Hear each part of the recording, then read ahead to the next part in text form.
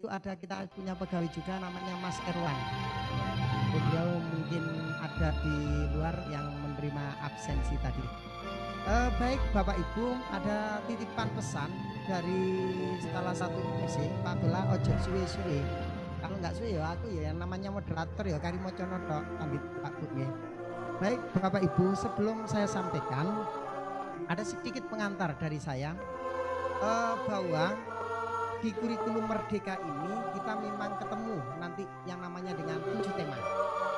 7 tema itu diantaranya adalah kearifan lokal, kemudian gaya hidup berkelanjutan, Bhinneka Tunggal Ika, bangunlah jiwa dan raganya, kemudian suara demokrasi, kewirausahaan, berrekayasa dan berteknologi untuk NKRI. Dari 7 tema ini kami angkat berkaitan dengan kewirausahaan. Nah, bagaimana kewirausahaan yang kita sambungkan dengan Sidoarjo sebagai kota UMKM. Dengan disambungkan Sidoarjo sebagai kota UMKM, kemudian kita linkkan bahwa di Sidoarjo itu memang ada pengusaha-pengusaha yang sukses. Salah satunya adalah pengusaha yang sukses adalah di sebelah kiri saya ini. Nah, beliau adalah Bapak Haji Muhammad Ali Aziz. Kelahirannya Pati 15 Maret 1977. Masih lebih tua moderatornya dibandingkan beliau. Selisih 5 tahun. Luar biasa, kita kasih aplaus untuknya.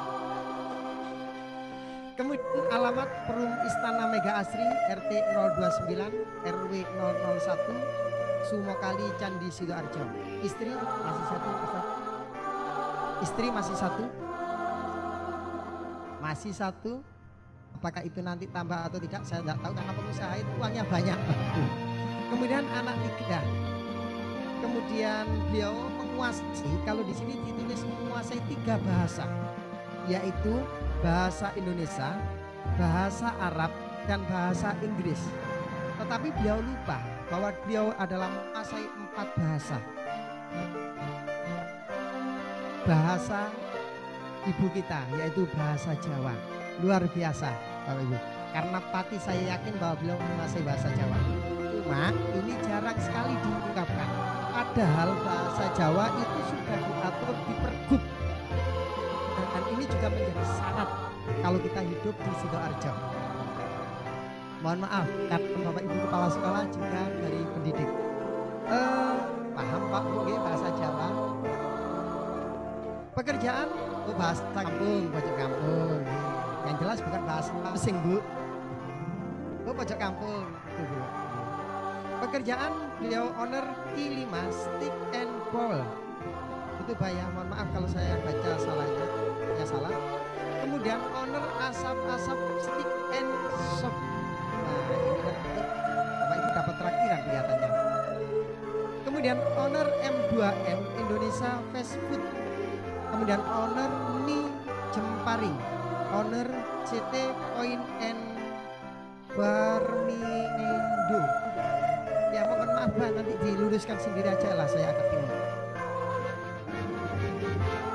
Kemudian organisasi dan lembaga, beliau Bapak Ibu, beliau ini adalah Ketua Forum Sidoarjo Bersatu dan Ketua Bidang UMKM Kadin Sidoarjo. Kita kasih aplaus untuk beliaunya. Bapak Ibu, keberhasilan beliau inilah nanti yang akan ditularkan ke Bapak Ibu, sehingga bagaimana membuat putra putri Bapak Ibu yang berada di sekolah menjadi jiwa-jiwa yang pantang menyerah, jiwa-jiwa yang mandiri dan seterusnya, yang sekarang masuk dalam 6 elemen dimensi profil pelajar Pancasila. Kalau saya hafalnya di situ. Dan semua yang ada di situ Bapak Ibu, insya Allah beliau ini masuk di situ. Cuma dulu bahasanya tidak seperti itu. Kalau sekarang kita mengenal 6 dimensi profil pelajar Pancasila yang sudah kita kenal. Yang pertama adalah beriman. Beriman dan bertakwa kepada Tuhan Yang Maha Esa dan berakhlak mulia. Kemudian yang kedua adalah mandiri. Yang ketiga adalah bergotong royong. Yang keempat adalah berkebinekaan global. Yang kelima adalah bernalar kritis. Dan yang keenam adalah kreatif. dari profil pelajar Pancasila inilah Bapak Ibu hasilkan beliau yang saat ini akan menjadi narasumber di awal ini. Baik Bapak Ibu, dengan sambutan aplaus kita berikan kepada beliau untuk menyampaikan materi. Waktu semua kami berikan kepada beliaunya. Moga Ustaz.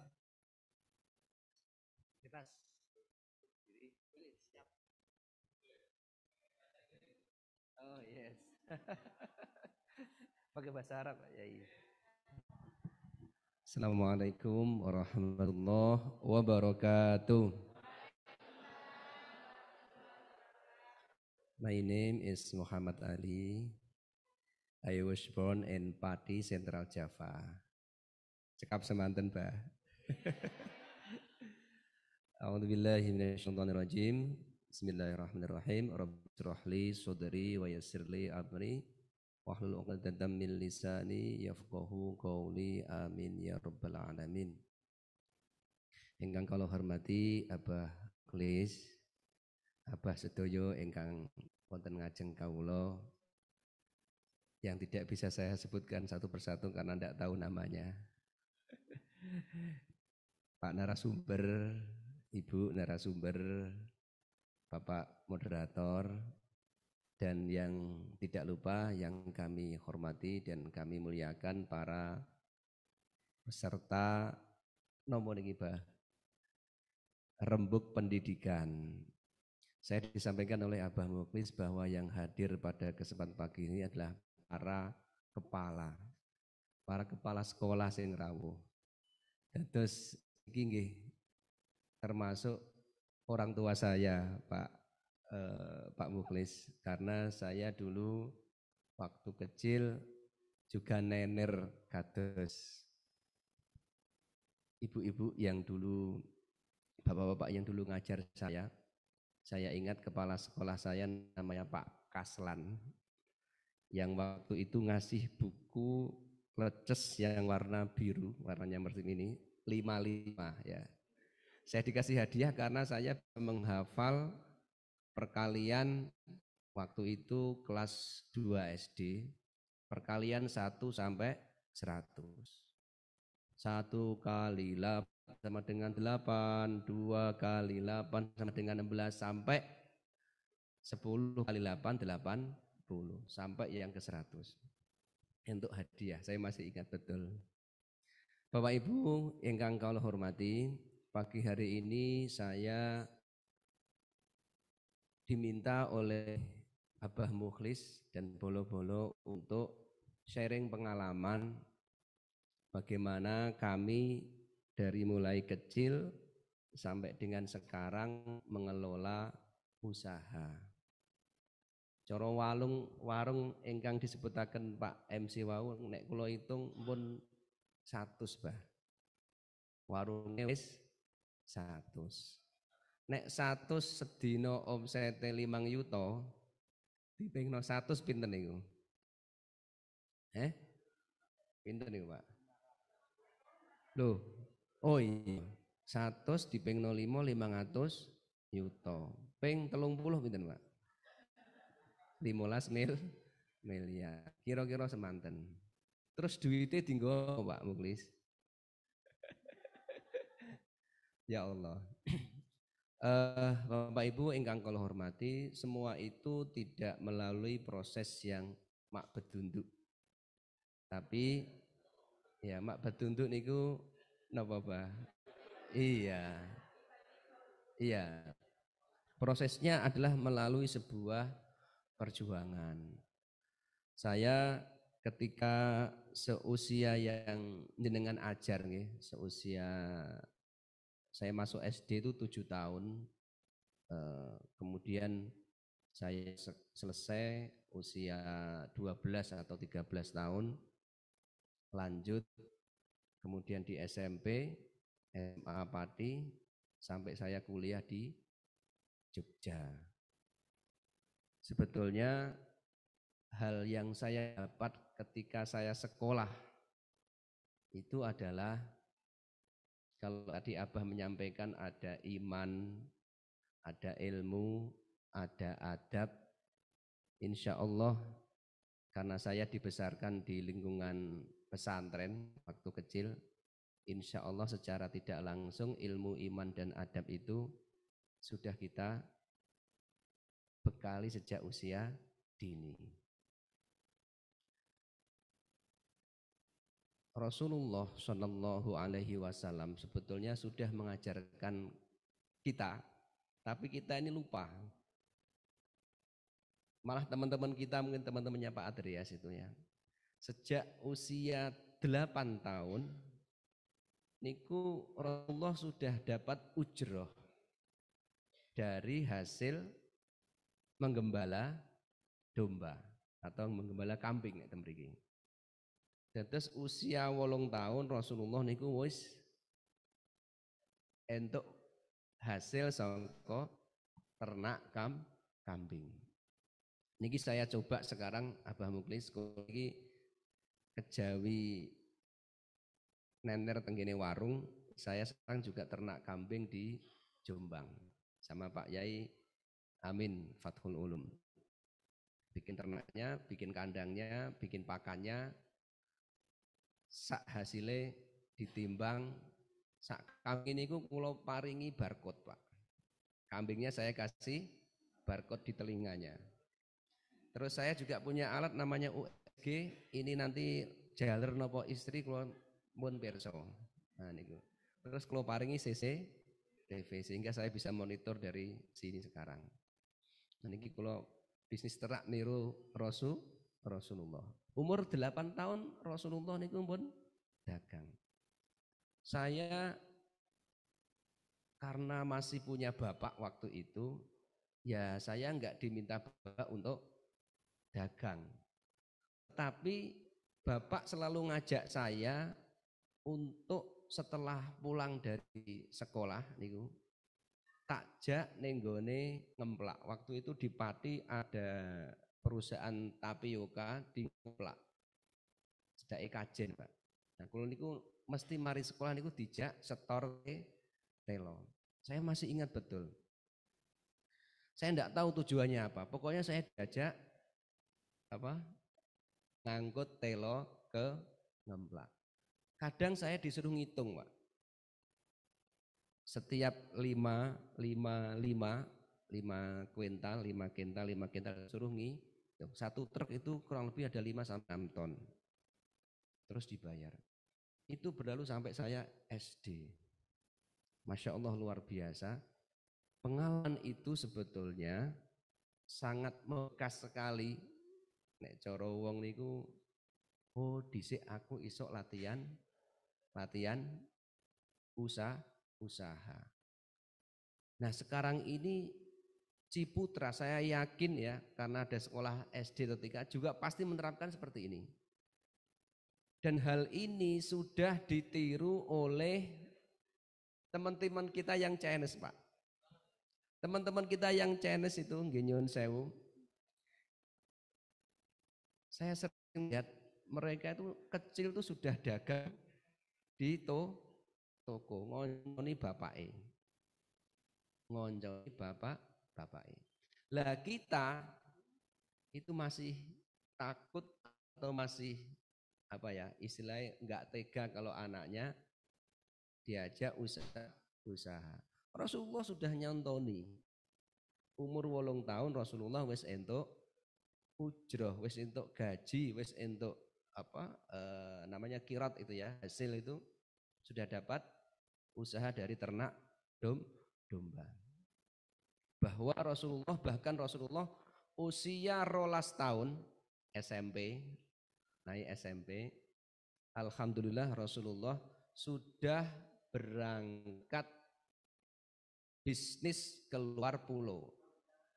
Diajak pamannya Abu Thalib untuk berdagang keluar Arab. Waktu itu ke Yaman. Umur 17 tahun Rasulullah sampun ekspor impor. Dititipi Sayyidina Khadijah umur 17 tahun untuk ekspor impor ke Yaman, ke Syria, ke Jordan, ke Lebanon. Itu sudah pernah Rasulullah lakukan. Bapak Ibu ingkang kula hormati, Kami ingin cerita sedikit mengenai pengalaman dalam, mungkin bisa memberikan inspirasi. Saya itu bukan dari keluarga yang berada. Kulo pun ditinggal Pak Kulo usia waktu naik ke sekolah SMA. Jadi saya SMA-nya di desa, SMP-nya di desa, kemudian hijrah ke kota untuk sekolah di SMA 2 Pati. Waktu itu termasuk SMA favorit di sana. Saya masuk di Pati dan waktu itu orang tua bapak saya sudah tidak ada. Saya punya prinsip bahwa ketika saya sekolah, karena saya sudah pernah diajari usaha, saya selalu kalau pulang tidak akan pernah ngomong. Waktu itu saya sudah punya prinsip, aku gak bakal njaluk karo mamaku. Tapi kalau mamaku ngasih, aku gak bakal nolak. Cara bahasan itu mboten nyuwun, tapi nek mak kula maringi kula mboten nolak. Saya enggak minta, tapi kalau dikasih saya tidak nolak. Saya sudah punya prinsip seperti itu, Pak Muklis. Loh, terus biayanya dari mana? Saya di SMA sudah terbiasa untuk privat, Pak. Privat. Saya di SMA sudah sering menghasilkan apa yang disebut beasiswa. Jadi saya waktu SMP itu sudah dapat beasiswa dari Ciki. SMA juga diteruskan beasiswanya. Kemudian kecuali privat dapat beasiswa, saya juga kalau pulang bawa madu tak jual ke guru-guru saya. Jual madu tak jual ke guru-guru saya. Itu saya lakukan. Dan sekarang saya juga ngelatih anak saya, walaupun saya punya warung banyak, anak saya enggak saya cekelin duit. Ya, tapi tak suruh usaha. Usahane nopo? Teng pondok. Anak saya di pondok. Dia sekarang usaha online. Loh, HP-ne saka ngendi? Jadi di pondok itu boleh kalau Jumat sama Ahad itu pegang HP. Dia gunakan untuk bisnis online. Sehingga saya tidak memberinya uang banyak, tapi tak kasih modal untuk muterkan uang. Alhamdulillah juga. Kan waktu dulu sekolah MI di MI KH Mukmin, ada yang kepala sekolahnya KH Mukmin? Oh ya. Ya Mbak Sofi ya, Mbak Sofi. Alhamdulillah Bunda sak menika sampun 3 juz. Alhamdulillah. Disusul adiknya. Dulu itu dia sering minta saya ngeprint origami itu dijual ke teman-temannya selembar 500. Ya, Nak Sofi. Sekarang mau doanya Ustazah, mau ke Kapia katanya. Ya. Pokoknya nek kuliah iki nyambi. Tapi mondok nomor siji. Saya bilang gitu karena apa? Saya mendapatkan banyak pelajaran bukan dari bangku kuliah atau sekolah, tapi dari pondok pesantren. Makanya cari pondok dulu baru cari kuliahnya. Doa restunya nggih. Bunyai KH Mukmin ya. Baik, saya SMA alhamdulillah saya masuk di sosial. Jadi dulu saya sudah masuk di IPA, kemudian tapi saya keluar lagi masuk di sosial. Tapi saya satu-satunya anak sosial yang ikut lomba Olimpiade Matematika. Alhamdulillah. Dan saya juga anak sosial yang menjadi siswa teladan se-Jawa Tengah, mewakili SMA 2. Alhamdulillah. Karena saya sudah nggak punya bapak, sudah nggak dicekeli ya saya nekat untuk kuliah. Waktu itu saya langsung kuliah, walaupun sudah ditawari PMDK waktu itu Abah, tapi nggak saya ambil. Ya, saya belum siap, saya kerja dulu di Solo. Saya kerja sebagai laboran di Akademi Analis Farmasi Solo. Saya kerja setahun, saya gunakan untuk bayar uang pangkal. Waktu itu uang pangkalnya kalau nggak salah 1 juta. Ya, uang masuk di Gajah Mada, saya ikut tes perguruan tinggi, saya diterima di Gajah Mada. Memang saya waktu itu ngambil sastra Arab. Saya dari SD, SMP, SMA tapi ngambil sastra Arab karena ada background pondok Bunyai.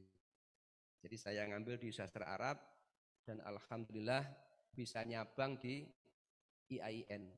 Karena saya nggak mendapatkan ilmu ngaji di sastra Arab. Ngajinya cuma nahwu sorof, antropologi Arab, sejarah Arab, itu aja. Nggak ada ilmu Al-Quran hadis. Makanya saya kemudian daftar ke IAIN, saya diterima di IAIN. Habis di IAIN, saya mondok juga double. Kok sakit Pak? Pokoknya senang saja cari ilmu. Saya mondok di Falahiyah, Pelangi, dan saya mondok juga di Al-Muhsin, Klaren, Yogyakarta. Jadi ada 4 bah. Mondok, kuliah, juga kerja. Kalau kerja masih tetap madu yang jadi andalan saya. Saya bawa madu dari rumah, kalau pulang titipkan di pasar Beringin Harjo. Kalau di kuliah atau di pondok saya biasa bikin kaligrafi. Hasil 1 kaligrafi itu bisa untuk bayar SPP, Pak. Kaligrafinya dulu laku 200.000. SPP saya di Gajah Mada waktu itu tahun 2000 hanya 225. Jadi tak anggap aku dodolan kaligrafi itu iso biayai 1 semester 6 bulan waktu itu. Alhasil setelah lulus saya dapat panggilan di BRI karena kemelaut bah IP-nya, tapi nggak saya ambil. Saya milih ada sebuah perusahaan yang membutuhkan manajer trainee bisa membaca Quran. Wis kula langsung daftar. Kemudian ikut Mohon maaf Ustadz mengingatkan waktu 10 menit lagi. Siap. Saya ikut Pak Puspo. Ya, Pak Puspo ini juragan warung Wong Solo. Saya ikut Pak Puspo selama 4 tahun, kemudian baru saya meniti karir untuk bikin gerobak. Tapi saya tidak langsung bikin gerobak, Abah. Karena saya tidak seneng masak. Kerja ning gone warung tapi nggak seneng masak. Karena kepepet, ya saya 1 tahun, 2 tahun, 3 tahun tidak langsung bikin gerobak. Tapi saya kerja sambilan, yo maklar sepeda motor, maklar tanah, dodolan sarung. Bahkan kalau saya marketing rumah itu disebut Ali Sarung, makanya saya sering pakai sarung, Pak. Ya, saya kemana-mana pakai sarung. Saya masih ingat dulu SMP mewakili desa saya lomba cerdas cermat P4 dan GBHN sama TAP MPR, saya pakai sarung. Saya nomor 1, masih kecil. Mewakili kecamatan ke kabupaten, saya nomor 1 lagi, pakai sarung. Kalau saya ngomong sama juri, karena saya juru bicara di depan, mohon maaf saya pakai sarung. Tapi ya karena sudah apa istilahnya ya kebiasaan gini, nyuwun ngapunten kalau mungkin ini mengganggu, memang saya dari kecil senangnya pakai sarung. Alhamdulillah saya mulai usaha warung dengan membuka kaki 5 gerobak di Jalan Pahlawan. Jalan Pahlawan Darjo. Ya karena masih angsur sepeda motor Superfit, masih harus ngontrak, bayar kontrakan. Waktu itu Sofi umur 5 tahun, ya saya kemudian kepepet buka usaha gerobak. Saya hanya bisa masak nasi dan bikin ayam goreng, itu saja, sama sambal penyet. Ya kalau sambal penyet kan cabai 3, bawang putih 1, kemudian gula sama garam ditambah micin, dipenyet sama minyak panas. Itu saja wis tanggo usaha modal warung. Pokoknya yang penting nasinya enak, panas, ayamnya enak. Saya waktu itu kalau ngerebus ayam beli bumbu jadi di pasar Paran. Wis itu tak rebus, bismillah lagi. Alhamdulillah rame. Tapi capek dorong gerobaknya setiap malam. Saya dapat 400.000. Dari 400.000 saya bisa nyisihkan kurang lebih 100. Jadi setiap hari untung kurang lebih 100.000. 100.000 setiap bulan dapat 3 juta. Saya sisihkan 600 setiap bulan. Untuk nanti ke depan kalau mau ngontrak lagi. Kok capek Abah? Alhamdulillah karena di setiap saya jalan untuk mulangkan gerobak itu di Jalan Pahlawan itu ada tanah kosong yang dulu dipakai soto Pak Mulkan yang di tempat yang dulu M2M itu tak Fatihai terus bunyai. Kalau Fatihai terus liqadai hajatina wa hajati tempat itu ya Allah mugi-mugi Rabbi anzilni munzalan mubarakan wa anta khairul munzilin Al-Fatihah. Saya tanpa modal tempat itu boleh dikerjasamakan. Jadi nggak pakai modal. Sudah punya modal, sudah punya ilmunya, tinggal modal duit. Modal tempat sudah ada, modal duit belum ada, modal ilmunya sudah ada. Yuk nopo niki. Saya kos di Wonoayu di tempatnya Bu Hajah Sulis, Pulau curhat. Mbak pengen gawe warung ning gone Pahlawan, insyaallah nggone rame. Sapa sing biayai Kang? Dereng wonten. Waktu itu beliau modali sampai 700 juta tahun 2003, 2008, 2009 sampai 700 juta. Ya nek ceronalar enggak sampai di sini ya, tapi alhamdulillah dengan buka di sana kemudian sekarang ada 40 cabang, 45 cabang M2M. Saya buka GoFish itu sekarang ada 25. Saya buka Jemparing di dekatnya PLN punyanya Bu Ulfa Muslimah Sidoarjo itu sudah ada 4. Saya bikin kaki 5 setik di Kartini waktu pandemi sampai sekarang sudah ada 21. Jadi terus di Warmindo City Point belakang alun-alun itu ada Warmindo City Point saya baru buka kemarin. Jadi wis gak bisa dihitung punya. Ya. Jadi istilahnya ya pengalaman saya sampai dengan sekarang bikin usaha warung itu tidak terlepas dari gaya sukses. Menurut saya kenapa bisa begitu itu karena doanya istri saya. Ya. Iya. Istri saya memang yang di rumah. Jadi aku wae sing kerja dik, awakmu sing ndonga. Yang kedua, ya doanya ibu saya. Doanya ibu saya. Pokoknya gimana caranya ibu saya itu senang sama saya. Sing paling disenengi ikulah yang tak kasih. Ibu saya. Jadi itu merupakan menurut saya kunci suksesnya di situ. Kemudian kunci sukses yang lain ya temen ya Bah ya. Temen itu ya insya Allah bakal tekan. Wong temen bakal tekan.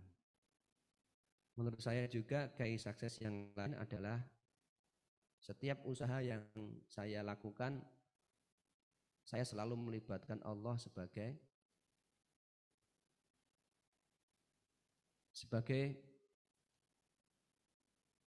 ya semuanya. Kalau Allah mengatakan Bismillahirrahmanirrahim innal ladzina yatlunal kitab wa aqamus shalah wa anfaqu mimma razaqnahum sirran wa alaniyatan yarjuna tijaratan lan tabur. Jadi sebetulnya usaha yang enggak pernah rugi itu kalau kamu tuh mau memahami Quran, membaca Quran. Usaha yang nggak pernah rugi itu kalau kamu mau menegakkan sholat. Usaha yang nggak pernah rugi itu kalau kamu mau berinfak. Insya Allah itu saya yakin dengan ketika itu kalau kita lakukan, Allah akan terus menolong usaha-usaha yang kita geluti. Wallahu a'lam. Assalamualaikum warahmatullahi wabarakatuh. Luar biasa Ustadz, 30 menit tepat yang sudah disampaikan. Tapi apa yang disampaikan ternyata keberhasilan kita tidak bisa luput dari vertikal. Kalau di profil pelajar Pancasila itu masuk pada dimensi, ada 6 dimensi. Dimensi di profil pelajar Pancasila yang sekarang masuk beriman, bertakwa kepada Tuhan Yang Maha Esa. Kemudian kejujurannya beliau tadi masuk pada dan berakhlak mulia. Tapi luar biasa, mandiri, kreatif, kerjasama, sambat. Nah, sambat itu salah satu wujud dari kerjasama. Apa Ustadz? Tadi bahasanya sambat itu curhat. Nah, curhat ke salah seorang itu salah satu sebuah komunikasi. Komunikasinya juga jalan, kerjasama. Luar biasa, kita kasih aplaus untuk beliaunya. Semoga ini bisa menginspirasi kepada Bapak Ibu, termasuk ibu-ibu yang berada di sini, karena tadi tidak lepas dari doa sang ibu. Walaupun istri juga seorang ibu. Nah, baik Bapak Ibu, kita cut sementara. Tentang pendidikan beliau, mohon maaf saya tadi lupa. Beliau pendidikan adalah UGM, Universitas Gadjah Mada. Jadi memang beliau adalah sangat luar biasa. Kelihatannya sarungan Pak Bu, beliau ini alumni UGM. Luar biasa Bapak Ibu. Kita cut, pertanyaan nanti kita taruh di sesi akhir. Kenapa beliau itu sampai mempunyai jiwa pantang menyerah yang sangat luar biasa itu. Kita cut. Kami persilakan untuk narasumber berikutnya, Pak Adi beserta tim untuk berada di posisi depan. Monggo, boleh di depan tetap juga Ustadz. Kalau sama-sama narasumbernya tidak dilarang. Baik Bapak Ibu, silakan Pak Adi sama Ibu Kristiana. Bapak Ibu, perlu saya sampaikan bahwa beliau ini adalah partner pasangan berdua yang dari sekolah Ciputra. Beliau ini adalah memang pelaku yang sesungguhnya. Dan insya Allah pada tahun berapa kami sempat ke sekolah Ciputra, sekolah Berkah, Citra Berkah. Itu tahun berapa Bah kita ke sana Bah? 2018 Bah. Sekitar 2017-2018. Sekolahnya tidak besar Pak Bu. Tapi luar biasa sekali semangat guru-gurunya yang harus dievaluasi setiap minggu ada pertemuan. Dan pada saat itu kenapa sekolah yang tidak sebesar ini, kalau yang besarnya itu punyanya Ciputra, tapi sekolah ini dalam satu naungan punyanya Ciputra, dalam satu yayasan punyanya Ciputra. Begitu Pak Adi ya, kalau seingat saya dulu seperti itu.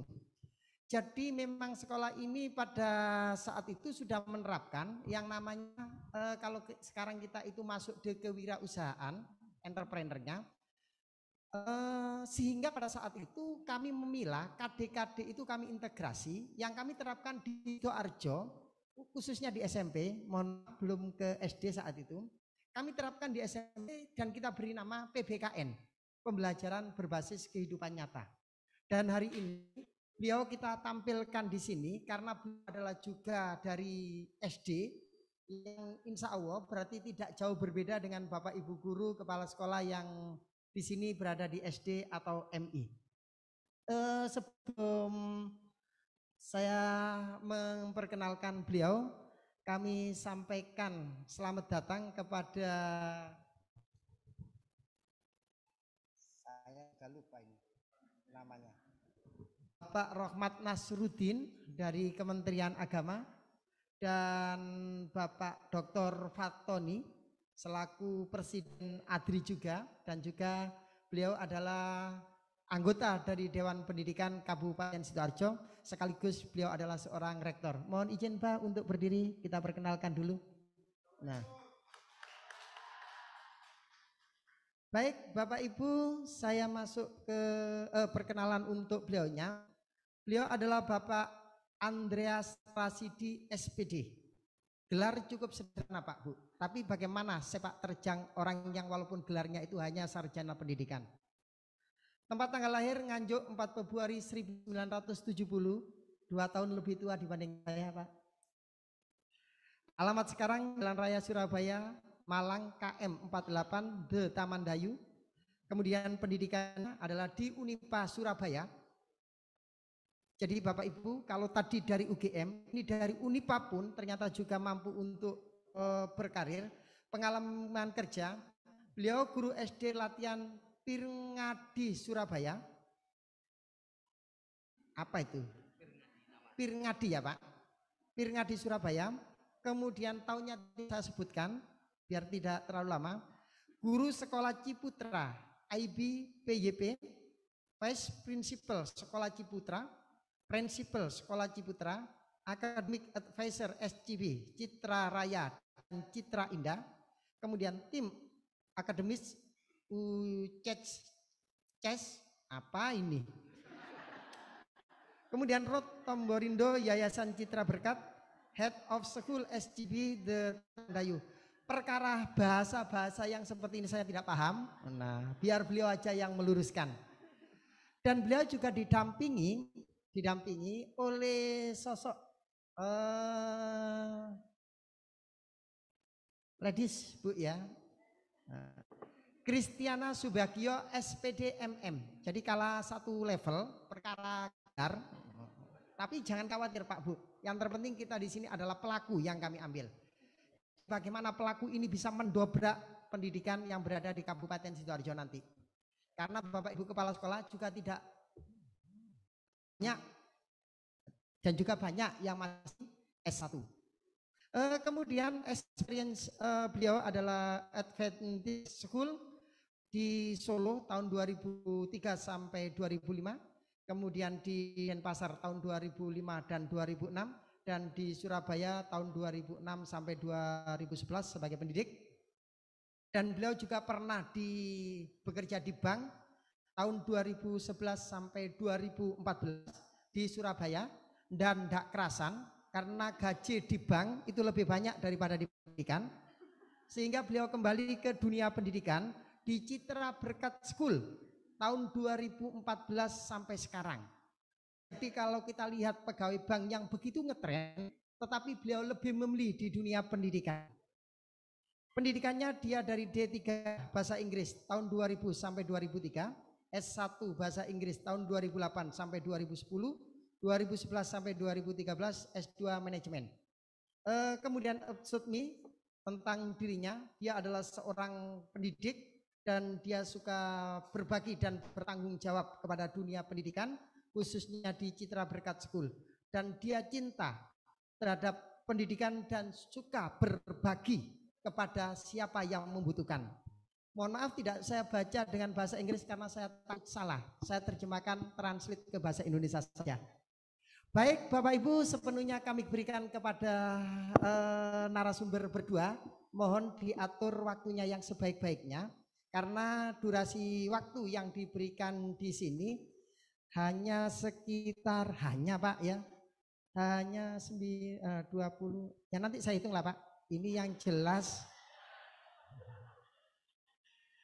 mohon maaf, sekitar 60 menit, mohon diatur waktu 60 menit ini, lebih-lebih sedikit ya enggak apa-apa. Nah nanti setelah itu nanti akan kita lanjut dengan keynote speaker, sebenarnya keynote speaker tadi kita letakkan di pertama, waktunya keynote speaker itu 15 menit, kemudian kita nanti konsentrasi ditanya jawab apa yang menjadi keluhan dan yang diinginkan oleh Bapak Ibu peserta audien di Rembuk Pendidikan Dewan Pendidikan Kabupaten Sidoarjo yang sangat luar biasa ini. Kita kasih aplaus untuk kita semua. Bapak Ibu, undangan yang kami berikan itu sekitar 144 peserta dan itu memang kami plot 144 peserta dan tidak boleh lebih. Seandainya lebih kami cut, seandainya kurang kami tambah. Dan hari ini 144, 100% hadir semua dan satu pun yang tidak tersisa. Dan luar biasa peran Dewan Pendidik di Kabupaten Sidoarjo. Tahun kemarin pun kepala sekolah SMP yang kami undang 100% hadir dan diwakilkan, perwakilannya hanya sekitar 6 orang kepala sekolah yang diwakilkan. Ini salah satu kepercayaan pendidikan di Kabupaten Sidoarjo terhadap Dewan Pendidikan yang berada di Kabupaten Sidoarjo. Baik, waktu sepenuhnya kami berikan kepada narasumber berdua. Monggo Bapak.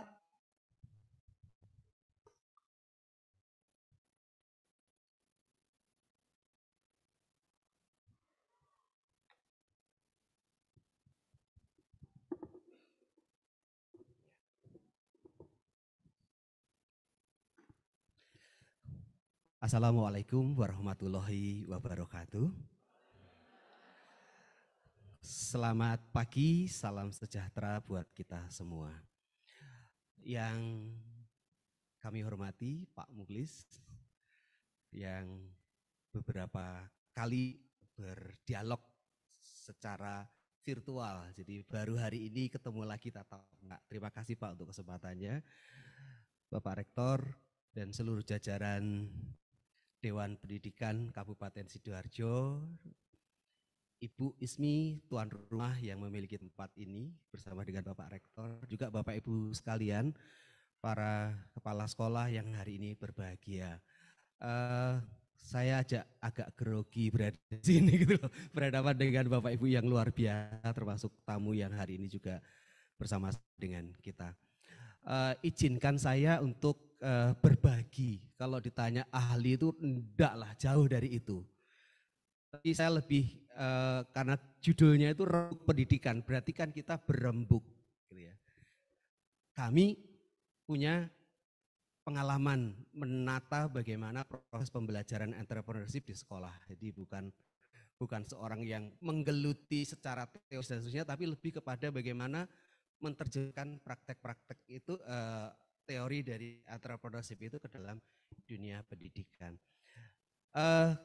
Izinkan saya untuk berbagi, mungkin saya tidak akan ada di sini ya, karena biasa saya kalau berdiri depan tuh di atas gini enggak, jadi nanti saya akan mohon izin untuk bisa jalan-jalan, supaya saya juga menghilangi ini loh, gemeternya saya di depan, jadi lebih baik saya jalan kelihatan kalau begitu.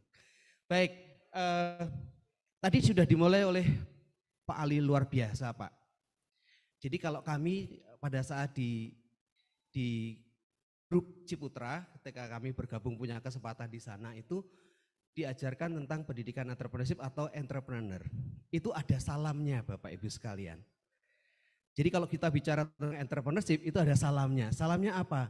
Salam entrepreneur. Gitu. Salam entrepreneur. Kita coba ya, karena nanti akan melihat, mencoba untuk memproyeksikan putra-putra kita yang dipercayakan kepada sekolah kita itu menjadi seperti Pak Ali untuk Sidoarjo, sehingga yang tadi berada di sini, Pak Ali yang ada di Sidoarjo. Itu coba kita semangati dulu kita itu dengan salam entrepreneur. Salam entrepreneur. Nah, ada apa dengan 3 jari ini? Bukan begini ya, ini. Jadi entrepreneur itu salamnya ada E. Ada 3 E-nya, kita sebutkan sebagai 3 E. Ya. E yang pertama, diharapkan ketika belajar tentang entrepreneurship, itu ekonominya sejahtera. Sudah dibuktikan tadi ya Pak Ali. 500 juta berapa tadi? Sehari.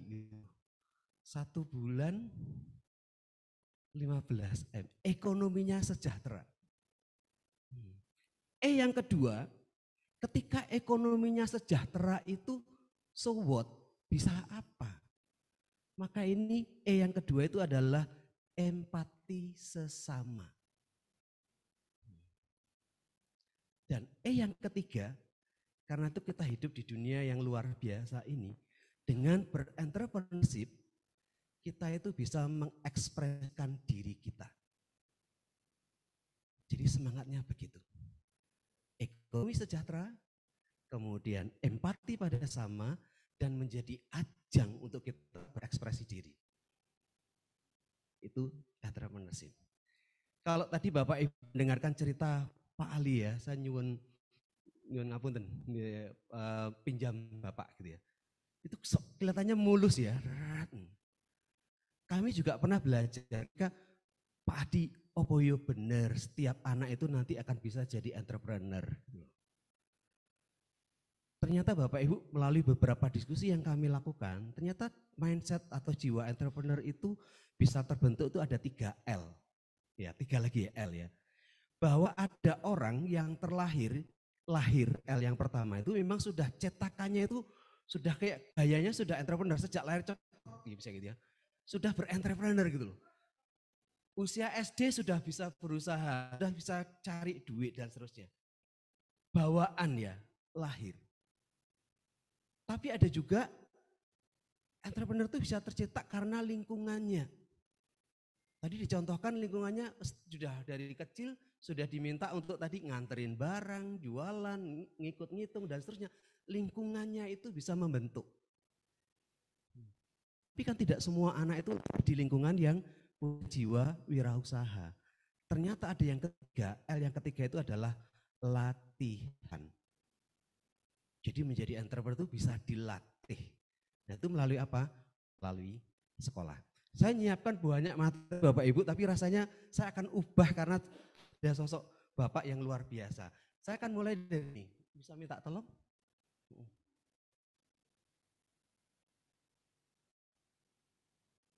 Cuma saya nggih.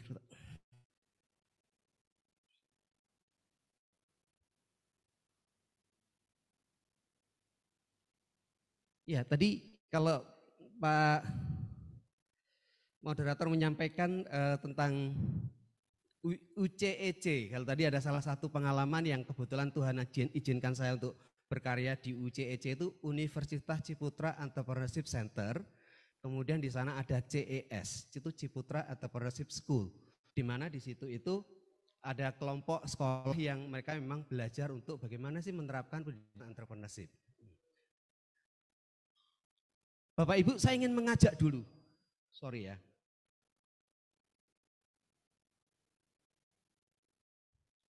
Kalau Bapak Ibu melihat gambar ini, apa yang bersit di benak Bapak Ibu? Ngantuk, capek, bosan, dan kawan-kawannya. Nah, nanti kita jawab ya. Kalau yang ini, apa yang dilihat? Ada berapa sosok di sana? Ada anak, ada orang dewasa. Kalau ini, coba kita rangkaikan ya, jadi gambar pertama, kedua, dan ketiga. Kalau ini kira-kira apa? Ya, kita akan aktif melihat gambar. Kalau ini, ya, jadi yang tadi kedua ditunjukkan beberapa referensi, kemudian ketiga, dan yang keempat adalah secara spesifik menunjuk. Berikutnya. Kalau ini, ada kaitannya dengan gambar sebelumnya. Gambar nyata. Kalau ini,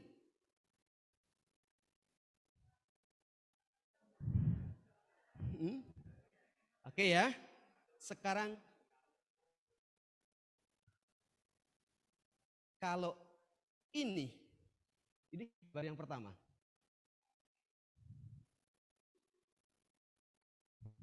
Apa yang terjadi di gambar pertama? Apakah anak ini lelah? Apakah anak ini capek?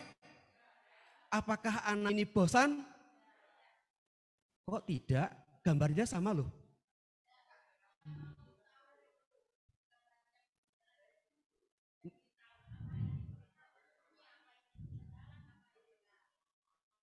Itulah yang terjadi ketika kita melihat anak-anak kita di kelas. Jumping to conclusion. langsung mengambil kesimpulan capek, lelah, bosan. Padahal enggak. Yes. Tapi kalau Bapak Ibu bisa ngambil begitu setelah melihat rangkaian gambar sebelumnya. Gitu loh. Jadi ada proses yang dilakukan bahwa belajar itu tidak seperti ini duduk manis menghadap saya.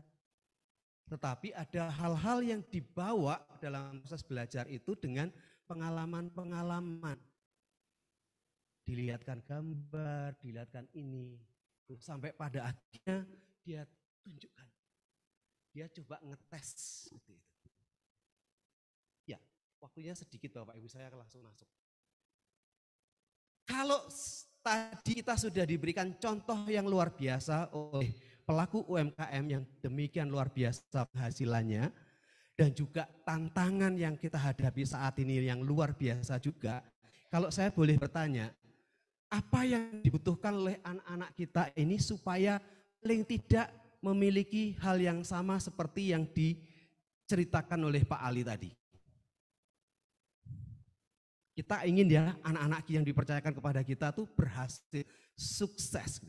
Nah, kira-kira apa yang mereka butuhkan untuk bisa menjadi sosok atau pribadi yang sukses? Berani, banyak. Ya, saya cepat aja.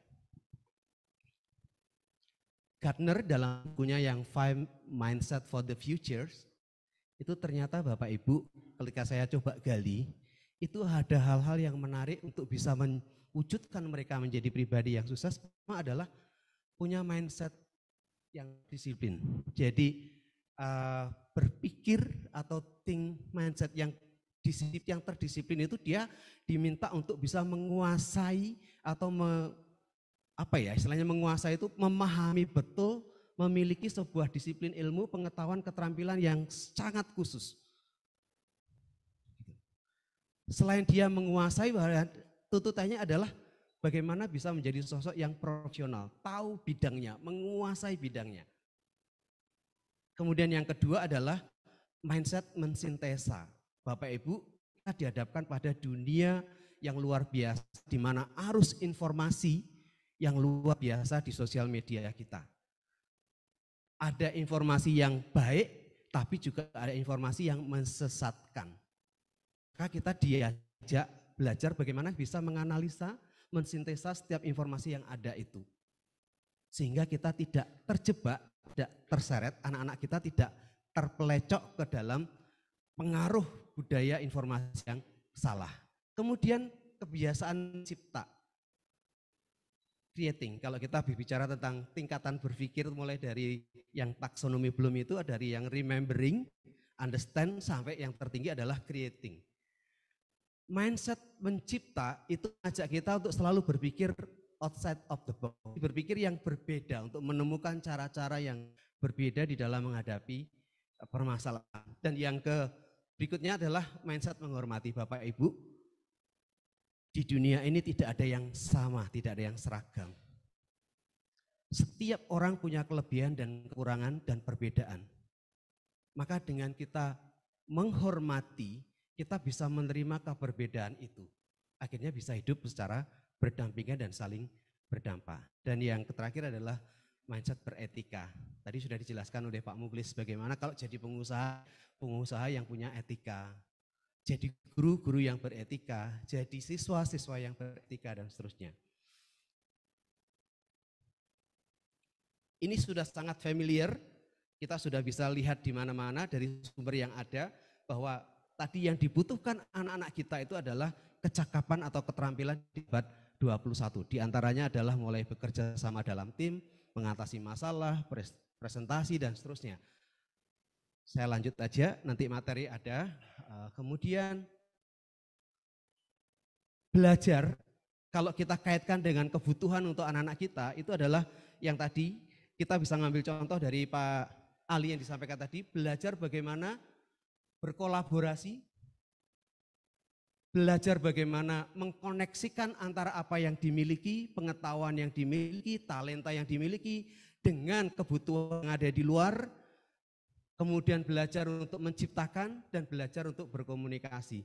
Kalau kita jeli melihat penuturan dari narasumber kita yang pertama, kita bisa melihat untuk sukses itu ternyata kita punya membangun jejaring, berkolaborasi. Saya ada tanah di pojokan itu, gimana caranya saya bisa mendirikan satu stand di situ. Ada kolaborasi yang tadi ditunjukkan. Mengkoneksikan pengetahuan, pengalaman, dan keterampilan yang dimiliki dengan kebutuhan yang ada.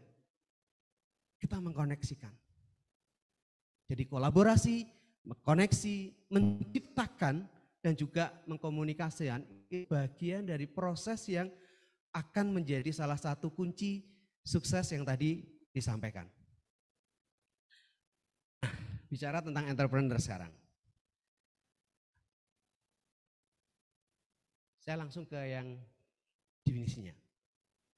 Siapa sih entrepreneur itu? Seorang entrepreneur adalah orang yang terbiasa mencipta dan berinovasi untuk membangun sesuatu yang punya nilai, yang terakui berdasarkan peluang yang ditemukan. Nanti kata-kata ini Bapak Ibu nanti akan terimplementasikan atau terakomodasi ketika nanti dalam proses pembelajaran yang oleh Bu Kristiana nanti akan sampaikan. Di entrepreneurship, saya langsung cepat. Nah,